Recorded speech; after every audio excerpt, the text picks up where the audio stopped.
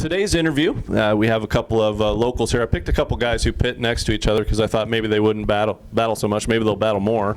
I'm not sure here, but we'll get your mic out there. On the end here is Davey Heskin from St. Michael, Minnesota, and Davey's been racing here a number of years at the Knoxville Raceway. Started in the 360s a number of years ago, but you've been in the 410s for quite a while. And then the same with Josh, Josh Schneiderman from West Burlington, Iowa, and he's been running the 410s here. You guys are probably approaching 10 years of 410 racing. I'm thinking here, maybe. Are we getting close to that? You gotta be close. Yeah, well, you weren't too far behind. We started in 08, and he had moved up a year before me. Did you graduate high school in 06? I don't remember. Well, 'cause I'm 05. Yeah. This is a normal conversation. Yeah. All right, get the microphone up to your face so people can hear you. But yeah, it's been a while, and a good interviewer would have looked that up, but I didn't do that. I just remember seeing Josh, the professor. Heskin is Let's start with that, Josh. How did we get the nickname the Professor? Thanks. Because you were the professor, I think, before you got out of high school. Yeah, it's something my grandma nicknamed me when I was a kid. She said I always asked all kinds of questions and wanted to know everything, so she just nicknamed me the Professor. It kind of stuck when I got into racing. I was kind of looking for a nickname. Some of the names that, like Heskin calls me are not appropriate for racing, so we went with something that was kid-friendly and something we could use to on handouts and stuff like that for the little kids. And Davey, you should have a nickname, I think. I'm sure you've been called a lot of stuff. Oh, I've been called many things. All pleasant, I promise. Yeah, none of them just ever stuck, I guess.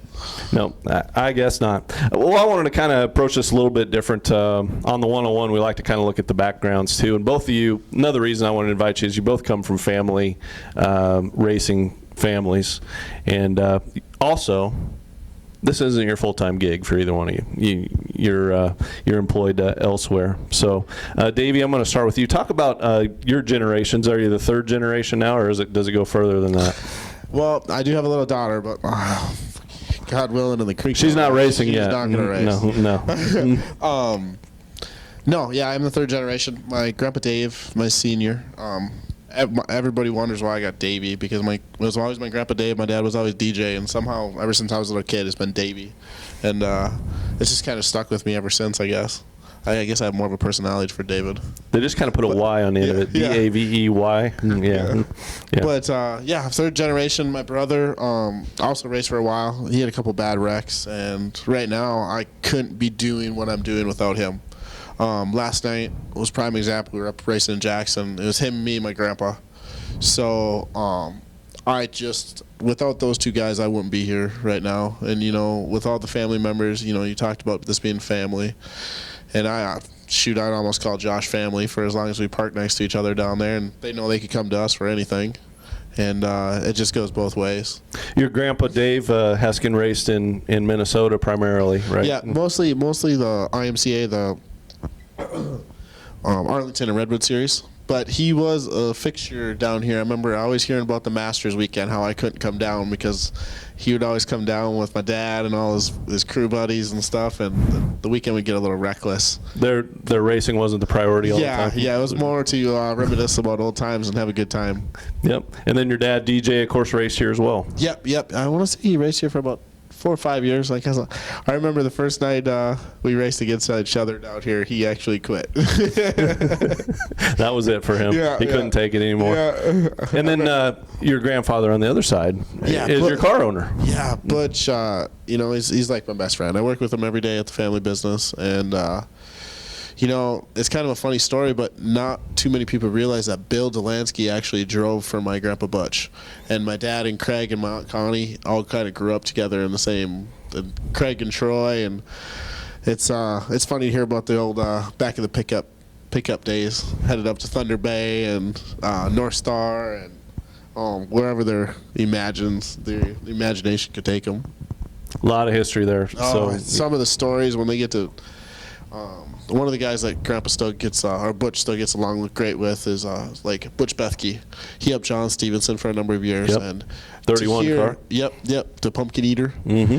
Whenever you get them two in a room, it's just a great time listening. I just love going over to Bethke's shop. He still lives over where they built all those cars for John, and hearing about the old stories about how John could drive the wheels off anything, but all the good times I had. Now, when you were young, did you find yourself at the racetrack a lot when you were a kid? As far back as I can remember, I remember scraping mud. There's pictures of me scraping mud on my dad's IMCA car, and I can remember being there with my brother. My brother always liked to play in the dirt with his cars, and for some reason I always liked scraping mud, or I always used to give my dad a little bit of grief because I was always the one washing the car on Sundays when he got back and he was in there sleeping. Yeah, absolutely. And family's a wonderful family to get to know, as is Josh's. What's that, Josh? Nothing. I was just commenting on Heskin, how, Somebody else scrape mud for him now? somebody else scrapes mud. I'm pretty sure somebody else washes his race car now too, Nah, 3:30 this morning was pretty daunting wash task there. Gotcha. Josh, your family too, Rich. I remember your dad, Bart, coming here to race, and that's, I guess, when I was younger, and that's the first Schneiderman that I saw around here. But you got an Uncle John Schultz that's raced, so you got a racing family as well. Yeah, we're kind of like Davey was talking. We're along the lines of his family. My dad raced for a number of years, and of course that's how I got started. Actually, the day I was born, he was racing in Donaldson that night because Mom forced him to continue his points battle down there in the old super modified days. She wanted him to get out of the room. Exactly. I think that's her excuse, but yeah, really she wanted rid of him more than anything. But no, Dad raced for a number of years. Never really had the opportunity to race against him. His career was kind of winding down when I started, but we raced against Uncle John, still race against Uncle John, and then of course my little brother, he's racing. My little sister did try her hand at it, but we're a lot like Davey said. Our family's in the stands. My mom and dad are here every week. Obviously, my wife's with me every week. The couple of crew guys I got, they're like family. So we're very fortunate to be really a close-knit family. I mean, this is what we like to do. We all enjoy each other's company. It's kind of weird for a family to be that close, At times, like Josh is saying, like you can't do it without the guys standing behind you in the pit. They're just how much work goes into these during the week, and you just can't say enough about those guys, like his family and everything too. We have a guy that he was named the crewman of the year in the Sprint Invaders, Drew Bergquist. Whose crewman is he actually? Because I think he bounces between you guys more than anybody. I'm pretty sure Davey still claims him. I don't really know. We kind of argue over who really claims him, but no, he's a good kid. He works hard. We have a lot of fun. He's to give everybody kind of an idea, okay? And I'm not criticizing anybody, but how tall is Dewey? 5'4"? Oh, he was a hurdler in high school for sure. That's the biggest joke going around last week. He'd be the limbo champ. Yeah, so we give Dewey a lot of heck for being a little shorter, and he takes it all in stride, and he's like Josh said, he takes it all in stride, and he dishes it right back. Don't let him fool you. We all have a lot of fun. We all enjoy each other's company, and that's like David said. We park because even on the 360 side, we still park together. Yeah. For 3 or 4 years, we always parked together back there, and we just always got along well, and we really kind of, like I call him Grandpa. I didn't know his name for the longest time, so we called him Grandpa. So we called, Grandpa Butch. We call him Grandpa. We don't know him as anything else, but so yeah, I mean. It's a great thing for both Davey and I because, like he said, we help each other. 2 or 3 weeks ago we got torn up, and his crew was working on our car trying to get it back together, and we're vice versa. If hopefully neither one of us has that problem, but we help each other a lot. It is hard, especially in the 410 class. Racing against guys who do this for a living. I mean, it's got to be really hard. You guys both have jobs, and I want you to both to talk about your jobs a little bit because they're unique in their own ways. Davey, talk about your family's business because I think it's really a cool deal. What we do is we actually, like all the the piston and turbine aircraft, not so much the jets, but the things that spin on the front, they're called propellers. And what we do is we actually overhaul them. We do a bunch of NDT testing and everything that involved with that. They're based all off calendar time, so every 6 years, if they're flying people or they're corporate aircraft, they have to get their props overhauled or engines overhauled every 6 years. So that's basically what we do is we work on small aircraft propellers up there in Minnesota, and my grandpa's been doing it. I think I just did a PowerPoint for him to go to speak. I want to say it's 56 years? 57. 57. It was 56 last year, 57 year. And, you know, they built a reputation on hard work and quality and trust. People keep coming back. Yeah. So that's awesome. And you were saying you're close to getting your pilot's license. So. Yes, we've been. And that is scary, folks. Okay, Davey Heskin should not be piloting an airplane. That's just scary. You and your brother, maybe. Yeah, my brother just started to. I kind of talked him into it. It's fun. I'd have to recommend. It's a rush for sure. I have 2 cross countries left, and then I go for my check ride. So I did 1 cross country by myself, and now I have a shorter cross country, and then I have a long cross country, and I go for my check ride. When you say cross country, cross country is 75 nautical miles. So my first cross country, I flew 99 nautical miles out in eastern Minnesota, almost by Jackson. Yeah. And now I just have to do or western. Yeah, sorry, yeah. Western. I see what you're saying, Josh. I mean, if you're wanting to go one place, you might go the opposite way. Yeah, Try to end up in. I will not be his first rider. Try to go to Burlington, I'll end up in Winnipeg. River Cities has a weekly program too, so whichever way you go.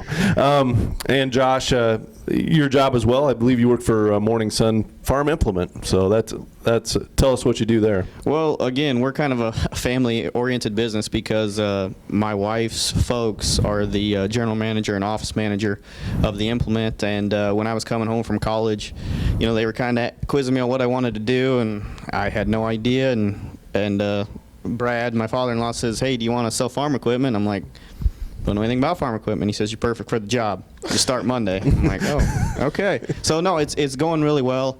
You know, we're trying to graduate into a sales manager role, and then I think once he retires, I'm gonna try to graduate into the general manager. So, you know, like Davey is, they just keep passing on more responsibility on my shoulders, and it's a lot of work to get here every Saturday night.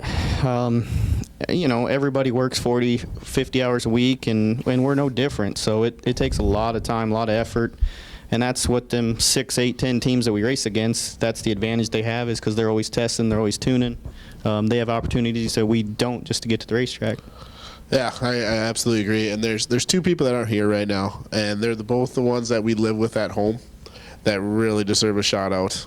Without Britt and Kristen, you know, it may sound like we're sucking up a little bit, but we're gone. We are. Anything helps. We are, trust Anything me. helps. But yeah. no, he's right. We're fortunate that my wife, you know, we call her the racing widow, just like, you know, like Kristen with Heskin, because we're gone. I mean, I know myself, I'm gone 3 or 4 nights a week. She feeds me dinner and I go to the shop. She's great.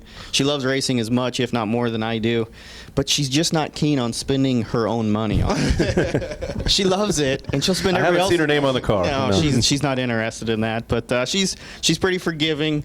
You know, I live by the philosophy: ask for forgiveness, not for permission. And there's a lot of conversations that late at night, it's like, you know, you should have told me about that one. I'm like, yeah. I will on the next one, Britt. So thank you for that, Britt.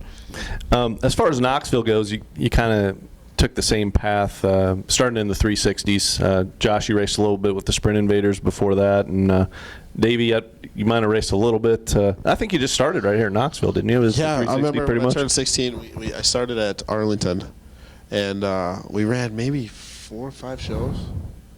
Yeah, and then we ended up doing I think we ran second twice, or we were in the top 5 every time, but then we just kind of decided to uproot and start coming down here. It's just kind of weird how it happened, and just never looked back, I guess. Yep, and same with you, Josh. You both had your struggles, to be honest, in the 360 class. Oh yeah. Here, yeah. Yeah, well, you know, I don't know about Davey, but when we first come up here, our motor program wasn't where it needed to be, and he's 100% right. You go in steps, and you try to work your way up that pendulum or work your way up that ladder, and I would have to agree completely. You just you have to have your ducks in a row. Yeah. Well, because we're racing a big half mile, but not only the best of the best are racing here every Saturday night in all the divisions. Top 410, 360, 305. They're all very, very quality race cars, very, very quality race car drivers. So, like Davey said, if you don't have your ducks in a row, it's going to show even worse here. Not that the competition in the rest of the world is not great, but here especially, it's going to show. If you bring up a mediocre program, you're going to show. You both had some early success with the 410, and what do you attribute that to? I mean, I suppose you had a power plant, but that could keep up. But what do you attribute that to? I know guys and girls talk about the difference between 360 and 410. 360. Maybe you can't make as many mistakes as far as your momentum and keeping your line straight at 410. Sometimes you can get out of that. What was the key to moving up to the 410? I'll start with you, Davey. I'm gonna let Josh go first on this one. All right, you think about it. He's got to think about it. I don't know. We had a good motor. I tell my crew that it's because I'm a quality race car driver. We all know that ain't the truth. We all know that's not the truth, yes. But no, I mean, we were very fortunate when we built our first motor. It was a great, great racing motor. We qualified well. The tires were a little different. Track situations were a little different back then. But we had a great racing piece. It was something, and that's all we had, but that's all we had to work with. Now we have 2 and 3 motors, and I think sometimes we almost tune ourselves out more than we tune ourselves in, and so it makes it difficult. But I'd say, yeah, we just kind of had all the right pieces.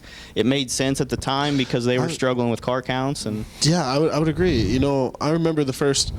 Well, I actually got into 410 by some unruly circumstances. I destroyed a car in turn 3 here one year, and it was like pretty much second to last race of the year, and just destroyed everything. And for some reason, we came back the next week just to make sure I wasn't too scared or anything, just to get myself back in the car for the season championship. And then we went out and we bought 2 of Craig Delansky's rollers, one at the time, and then we started doing pretty good at the beginning of the season, and then we went and bought the second one. But like Josh said, it depends so much on things falling into place. Like, I'll attribute a lot to Charlie Garrett right now, because Charlie taught me and my family about how to tune a motor. We could call him at any time. He gave us a piece that was competitive, and you knew you had a shot. And when you have something under the hood where you know you have a shot, it confidence. Yeah.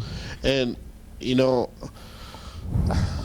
I don't want to say determination is another thing, where you want to get better. You don't like finishing 10th. Confidence is key. I mean, especially at this place when you're racing against the competition we are, confidence is key, because honestly, all these guys, and ladies, they're great race car drivers, and they've all now have good motors, and they all have good race cars. So it's confidence anymore. And it's not so much that, my race car is not quite right. It's just saying, hey, I'm going to go do this, and this is what's going to happen. And that's what, me personally, right now, today, that's what I'm working on, is confidence. Because I know I've got good engines. I know I've got good race cars. I've got good crews. It's just getting my confidence level back. It's meeting our own expectations for ourselves. Yeah, and that we probably put more pressure on us than anybody, whether it be our families, they're going to love us no matter what happens on Saturday. Well, I mean, essentially, I hope so. Yeah, I hope so. Essentially, you're thinking too much. I mean, more or less, a lot of times. And it's hard to keep in perspective, just like we were talking about earlier. There's 6 to 10 guys every week they're doing this for a living, and at some point, you have to take a step back and realize, we did all right. We did all right for what we got involved here, and that's the hard part. But then the also part is on the way home on Sunday morning, you're thinking, how can I beat these guys? I got to get better. I don't know. It's just the expectation for yourself to do better each time you get out there, I guess. Well, and we're all spending lots and lots of hard-earned money. Mm-hmm. Both of us are. So you don't want to take this hard-earned money and run 20th every night, because it's like, well, okay, my dad's like, well, why are we doing this? Well, we love it, Dad. Remember that, you know. But as you start progressing and get better, it's like you can't wait to come back. You know, you're so excited to get back the next Saturday. Once your confidence really gets rolling, Yeah. and you know, racing 2 nights a week, like you were out here practicing last night, and it's always nice to get that double seat time. It's a lot of work. Like we drove back, we didn't get here till 6 because we didn't get over in Jackson until 12:30 last night. But we drove straight through, and we worked on the car all day today. You know, and it's just you sit there and. I remember we had Eric Church blaring on the radio last night. Me and my brother were trudging down the highway, and you know, just the BS sessions involved in that. It's some of the greatest for all time. Then Grandpa pokes his head up back there and smiles and says, "What's going on?" But you know, those are the moments that you kind of keep in perspective. Like, man, I remember the moon was bright last night. Oh my gosh, it was almost. And we were just cruising down the highway, and you know, I was like thinking. My girlfriend was already down here. I had a little girl over the off season, and I was like, "Oh, are you gonna see them tonight? We're racing, and can't be too bad." Moon's bright. Yeah, All that stuff. Danny's taquitos weren't quite done at the gas station. I want to talk about the state of the 410s here in the Upper Midwest. It's never really been better for a driver. I mean, you've got choices. You've got more. Obviously, you've got more races, higher paying races. Here at Knoxville, most of our races from here on out the rest of summer are going to be National Sprint League that pays, you know, $1,500 for 10th and $5,000 to win, and just a great payoff. You got Badlands on Saturdays as well, paying $5,000 to win, and of course, Davey, you mentioned Jackson too. I just wanted kind of both your thoughts maybe on the state of things. What you think is going to happen. Ultimately, I guess the fans are going to decide a lot of this, but in the short term, at least, Davey, how do you think that's going to affect things? Yeah.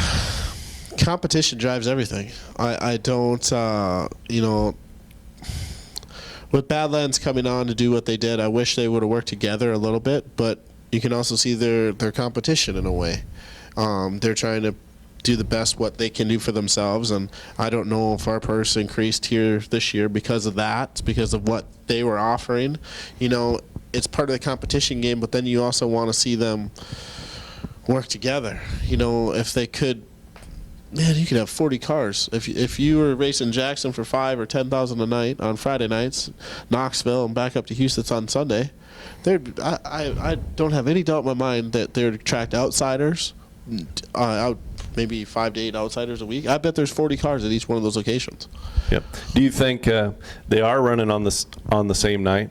Do you think maybe in the long run that might increase the number of guys moving up into the 410s or racing that because it's going to open some spots at the tracks? You know, it's just like we were talking about this the other night, and I can remember what we spent on our first 410 and what they're paying now for what was 10th place was $1,500, and $1,500 is the winning 360 price, and I think that falls off by I always remember when we go to Omaha, that isn't here, but it's like $200 if we don't make the show, or right. You know, it drops off so quickly. Where if you do things economically and smart, maybe not bolted on a new tire every night, but I don't see a reason why they shouldn't make the step up. I don't know. What do you think, Josh? It's geographically, Davey, you're a little better situated. You can hit Jackson. You know, it's a little bit of a detour. They're all about the same distance. Yeah. I mean, Jackson's a little bit closer. We took the long way to get a lot of road construction, but you know, Jackson's 3, Sioux Falls 4.5, Knoxville's 4.5. Right. You know, and I mean, we got the best of both worlds up there. But like again, you get down to the time aspect. Yeah. And your family's here. I mean, your racing family. Yeah. That's Racing family and in-laws. Yeah, there you go. And Josh, your thoughts? You're from West Burlington, southeast Iowa, so it's hard for you to. I mean, you go to Jackson more for work at the farm implement business than you do racing, right?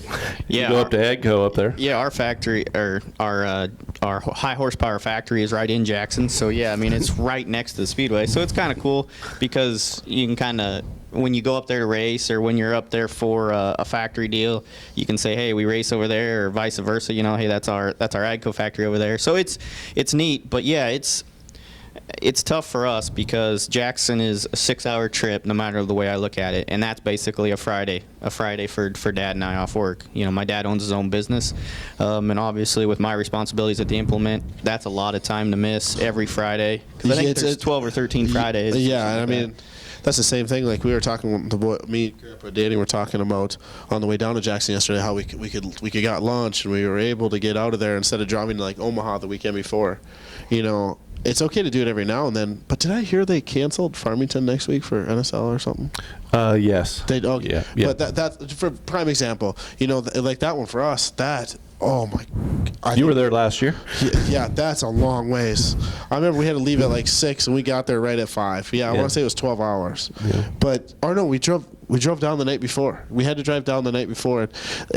You know, it'd be different if you're working for the city, but if it's family business, you know, the time off doesn't necessarily. Well, when we're gone from family businesses, you don't make no money, and if we don't make no money, can't go racing. We can't go racing, you know. So, and there's many people at the racetrack who drive race cars, who own race cars, who work on race cars, that they own their own business, and they'll explain to you the same situations. It's tough, but 'cause you got to make sure it's right at home. Yeah, to make all the shows, that's going to be really it's tough. Be tough for both. But you're going to benefit from the purses and that sort of thing. And like Davey said, competition is great. Okay, I say we love racing at the Knoxville Raceway. We enjoy it. It's the atmosphere. I mean, I wouldn't know who Davey Heskin was if it wasn't for Knoxville Raceway.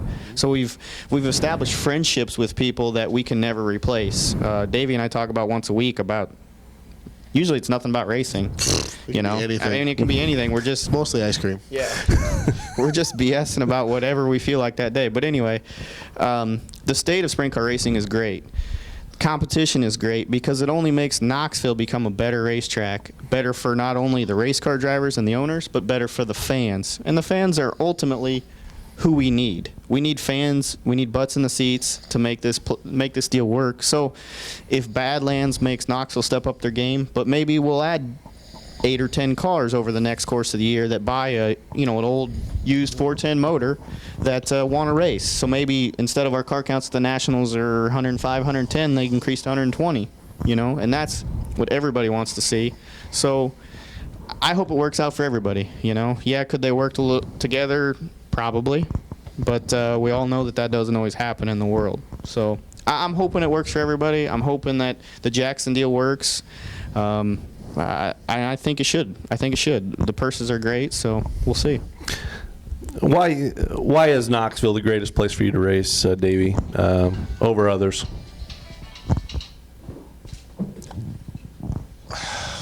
You almost can't even describe.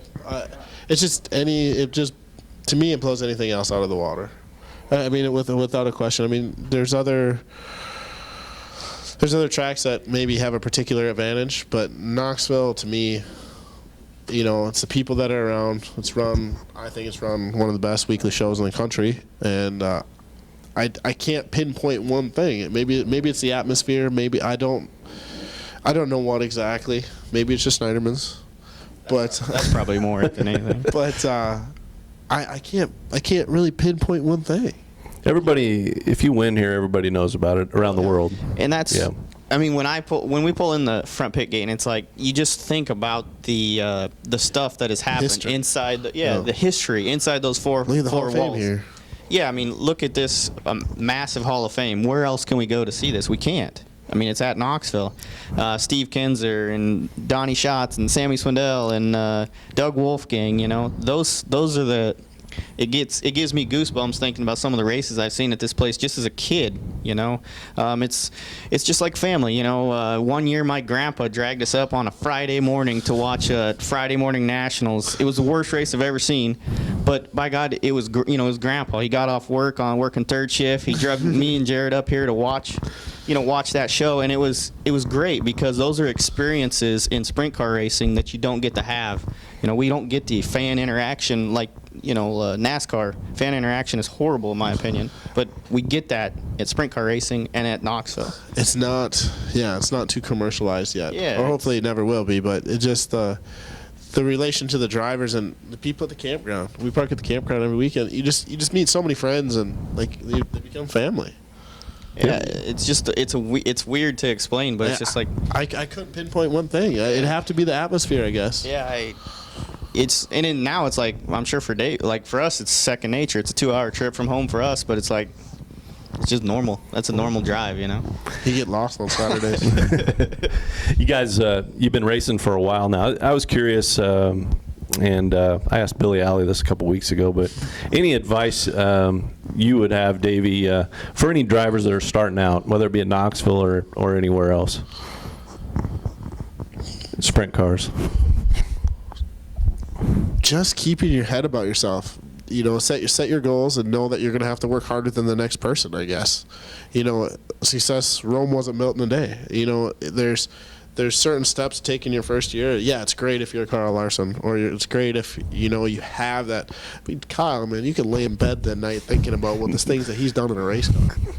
But, you know, I've done it, yeah. It's taking just kind of like the motor deal. Or the car program, your maintenance program. It's taking everything in stride and knowing that you have to work harder to get to the next level and make sure you're doing everything you can to get yourself in that position to succeed. Yep. And what would you say, Josh, knowing that most of those starting out are obviously in your shoes with a job and or school or however old they are, and they're not doing it full time. So what advice would you hand out? I'm gonna go a little different route. I mean, my answer may surprise some people, but I think networking anymore is extremely important because the resources that you can have, not only as a team but as a race car driver. You know, like I talk to Tyler Swank about once a week, and he bounces ideas off me to try to help us get better. But I think networking is so important anymore, especially with sponsors, other drivers, other car owners. Not because you're trying to get in someone else's seat, but you're just gaining data and knowledge. And you know, when you're networking with sponsors, a sponsor is becoming a sponsor of you because, yeah, they want some advertising, they want some advantage there, but they like what you're doing as a team. So that's where I think networking is extremely important for any young race car driver, because eventually you're going to need help. You know, like we were talking about Carl Larson just a minute ago. There's not many of him born. The kid just can do anything in a race car. Yeah. He's a great race car driver. He was going to make it to NASCAR. I mean, he did make it to NASCAR with virtually no money. His family didn't have the means. And, exactly. Where a lot of if you have mediocre talent, you got to have money to get to NASCAR. But and that's why I think networking is so important, because you're going to need some help to make it to the next level. Meeting the right people, putting the right people in your corner, the right people to back you. Yep. I would say that's a good thing. It's important. Just like, you know, he was talking about Charlie Garrett. I don't think Charlie Garrett builds a motor for just any Joe Blow. But we got really lucky. Yeah, I mean, that. They got in with a good group, and I have a great engine builder, Manny Rockwell, out of Pekin, Illinois. He does an exceptional job. We work on a tight budget. We give him what we can, and he does amazing things with our engines. So we're very, very fortunate to have him in our corner. Him and Dad just had an hour conversation. I don't even know what they were talking. I don't even think they were talking about racing. They were just talking in general, and it's just great to have people like that in your corner. And we never would have been that lucky had it not been for networking. Very good. I'm going to close with one question and of my part here, and then might take a question or two from the audience, if you guys wouldn't mind. But what your favorite nationals so far, Davey? What was your favorite nationals up to this point? I think it was I can't remember if they were in the same year, but there's one, the prelim night where we ran second to Sammy, and we found him the whole way. And then, it must have been 2 years in a row, I think. Yeah, that was a prelim night. But one of my favorite memories is my favorite nationals when we came out of the B. I remember we finished second to Dobmeyer in the B, and we ended up getting hard charger. I think we charged up to like 8th. Mm-hmm. And I can remember I talked to Charlie on Monday morning, and I go, Charlie, I saw us all down on the outside of me, and I just pegged it, buddy. And we got him come to the line, and he was just laughing over the phone. I remember coming out at 4. I got it underneath him, course, and I just laid on it, and I was like, I'm gonna get him, and we ended up passing him coming to the finish, and that I can still that's one I'll remember for a long time. I remember that charge in Josh. I remember a charge you had. That's probably I'm guessing that was one of your best moments. Well, obviously that was my best memory of the Nationals. Was our first Nationals. It was sentimental to us too because the previous year my dad had fought cancer all year, and he'd beat it in the off season, and then he come back in 2010. I mean, we were good every night. We showed up here, and I told him, I said, hey, we're gonna make the Nationals this year, and he's kind of like, yeah, okay, good, good goal, good. And I said, no, you're not listening to me. We're gonna make the Nationals one way or the other. And we come in out of the B, and it didn't even really matter where we finished in the A main. It was just being there. Oh, going down the backstretch of when you're 4 wide at the Knoxville Nationals. I mean, it's a feeling that we can only describe to you. The fans are up in the stands and they're cheering, and it's just, I mean, seriously, I'm giving myself goosebumps talking about it because it's a feeling that even if I never make another Nationals again, it's the one that no one can ever take away from us. There's a lot of drivers that'll never get to experience that feeling. There's a lot of great race car drivers never even made the A main. So and I say we because we're so fortunate. He's been in it 3 times? God, yeah. 2 or 3 times, and I made it in 2010, and obviously that's both our goal again this year. But it's just that was the 50th too, and that made it more fun. The first year 50 laps, and you passed 10 cars, I think, in the feature. Yeah, I mean, I think we started 23rd and ran 13th or something, and heck, I mean, we passed Delansky and Hodenshield to get in there. I mean, them guys are no slouches. In the B, yeah. So it's a great experience. I mean, it's something that someday, I don't know if I'll ever have kids. I mean, I doubt it, So so maybe I'll tell my brother's kids or my sister's kids about it someday, But I hope your parents don't see this. Yeah, my wife. I hope Brett doesn't see this. Of course, Davey, he's on her about having kids, and well, he doesn't want to be way ahead of you. It's just not good. Yeah. That's what he said. He said, well, if you have a boy, our kids can grow up together. I'm like, God. I think. I don't know if I want that, Davey. Oh, man. To change the subject again, I think the pride has to be tenfold making the Nationals. What we talked about earlier, you guys don't do this for a living. Essentially, everybody else you're racing against is at that point. There's at the Nationals. 110 cars there. Yeah, and you got 13th or 8th in the finale, and to think about what it takes just to get there and all the things that have to go right. It just there's 100 cars that are behind you. And unless your name's Donnie Schatz, I mean, it takes some luck to get in the A main. It just takes things falling in the right places. Your pill draw on your opening night, is very crucial. It just all the pieces need to fall and into the psychological. Psychological. If you do get that bad pill draw. And Bill says that because we talk about it every week in our press releases. I love to psych myself out before qualifying. Yep. I just love to do it. I don't know why.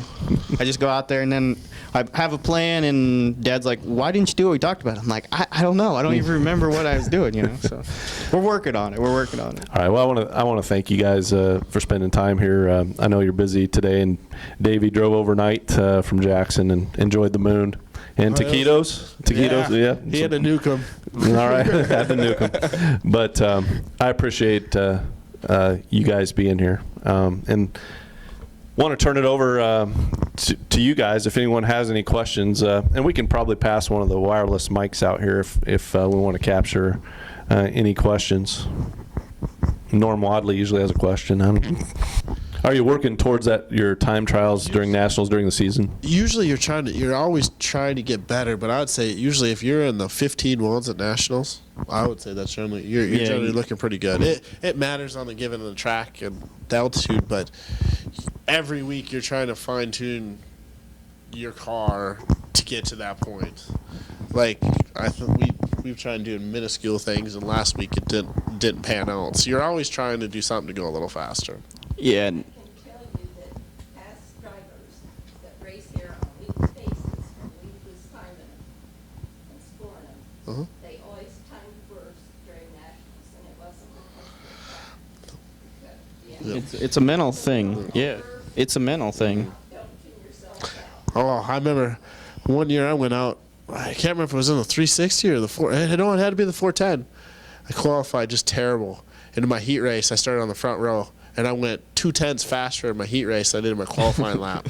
Oh yeah, that makes you feel real warm. Yeah. Yeah, you're really excited about yourself then. Well, now we're lucky enough because they give us a mulligan on Friday. But at the same time, there's 75 or 90 cars on that Friday show. So obviously your ultimate goal is to not be in that show because I think they give us, one lap in that show, right? Something like that. So, I mean, that's even worse. And sometimes, though, that's better because you just don't have the opportunity to think about it. You got to go out and lay it down, and you're done with it. But, yeah, as far as we're always comparing times, focusing on who's doing what, so time is – those 2 laps every weekend are probably our most important laps. That's what decides your whole night. And that's probably what the worst thing about it is you get yourself psyched up for it, and then you don't do what you intended to do.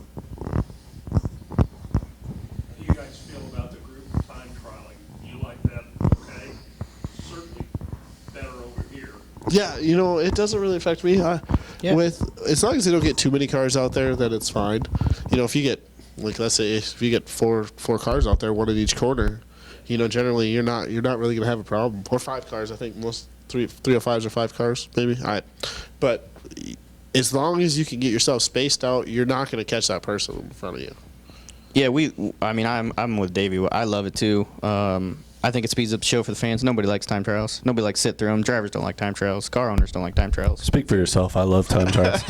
If you come to the track to just watch time trials, I'm pretty sure you're disappointed. You guys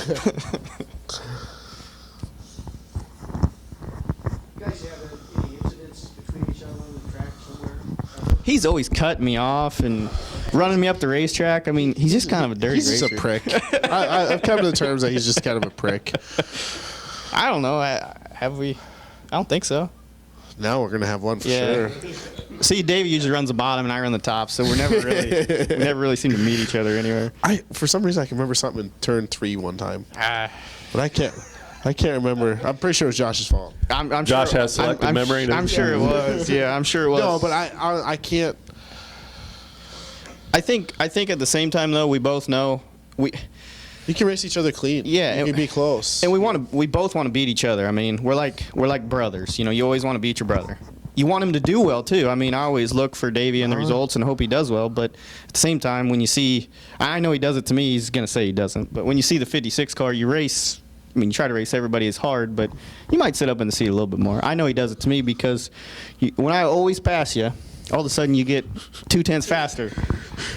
I remember. I can't remember what it was. But I remember having this conversation. I think it was about a year ago. Somehow he got around me, and I was like, "Oh shit, Josh is there." And then I was like, "Time to go." It was the Nationals. I'm pretty sure that year. Yeah. I passed Davey right before the. Yeah, it was because I felt bad. The red flag. Yeah, I felt bad. I'm like, and then all of a sudden here comes Davey back by and he runs up to 8th. I'm like, what were you doing, dude? Well, you showed me the fast line. You showed me the fast line. Didn't pull my wing back. Yeah, right. Whatever. Who was your favorite drivers as kids? Who was your inspiration? Who made you climb the car? Who are your favorites beside your family? Obviously, your family got you to climb in the car. Were there other guys that you looked at, Davey? And not so much now. Not the guys who are out there now, but like before you were able to get in the car. You know what I mean? I can remember being at Princeton, and I remember watching this psycho from Ohio hang half the tire off the back of the track. And I wish that I could do that one day. I mean, I remember watching that tire cup the end of the track, and his name was Jack Honcham. And he's still around today, but I could not believe how he was doing that. I guess I was maybe 12, 14 at the time, in that range, young. I can remember I was sitting on the backstretch at Princeton, and I was like, how could he do that? I guess that's one of the first just wow moments that I can remember. Besides family, just kind of growing up around it, but for some reason that one, when you ask me, that's the one that comes out in my head. Well, and obviously, like Davey, my dad and uncle I look up to a lot, but the person that I still look up to today, obviously he's no longer racing, is Doug Wolfgang, and that's the reason that the 49 hangs on the side of my race car, is because when he was with Max Rogers, I think in the late 80s and early 90s, them guys were just unstoppable, you know. And I still talk to Doug probably once every couple months. And everybody needs, if you haven't talked to Doug Wolking, talk to him, because he is just, he lays it all on the line. You know, his personality is one of a kind. He's a great human being. He tells you what you think. You know, if you do something wrong on the racetrack, he's like, what the hell are you thinking, man? Why did you do that? I'm like, I don't know. Well, geez, don't do it again. How does that make sense? Yeah, you know, and it was the neatest thing, and that's what I told him. You know, I got the chance to tell him one time. I said, hey, that's why, you know, I picked 49 when I started racing, because I said you were my inspiration back when I was a little kid, and unfortunately he got hurt when he was in his prime. But he goes, son, let me tell you something. He goes, your 49s went so much faster than I ever did. Kind of looked at him weird, and he's like, I'm like, yeah, Doug, but your 49 won a heck of a lot more races than my 49, you know. So, but he's a great human being, and I'm very, very lucky to have the opportunity to watch him, and of course now to kind of learn from him a little bit. Let's give these guys a round of applause. Thanks for your time, guys.